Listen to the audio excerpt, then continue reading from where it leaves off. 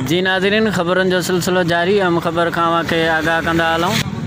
जी नाज़रीन, तव्हांखे ख़बर ॾींदा हलूं त इत्तेहाद अहले सुन्नत ज़िलो लाड़काणो ख़त्म नबूवत कॉन्फ्रेंस व अज़मत साहबा जी रैली कढी वई, जंहिंजी अॻुवाणी हाफ़िज़ दुर्ममन सेड़ो ऐं मौलवी सदाम हुसैन रगड़ करणु फरमाई। इन्हनि मीडिया सां ॻाल्हाईंदे चयो त 6 सेप्टेम्बर योम दिफ़ा अगरि पाकिस्तान आहे त 7 डिसंबर योम दिफ़ा ईमान आहे।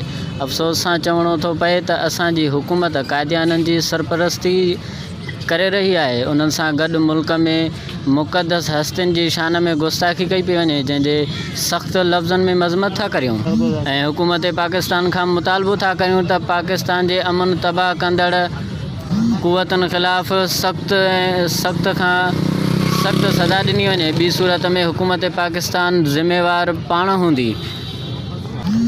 मुंहिंजी सिंध न्यूज़ चैनल आहियां क्राइम रिपोर्टर रियाज़ हुसैन बलोच। सुन्नी उथासी त गली गली में अबू बकर उमर उस्मान अली जा नारा हूंदा। ये माण्हू मुसलमान ना है। हकन जी असलात मुंहिंजी सिंध न्यूज़।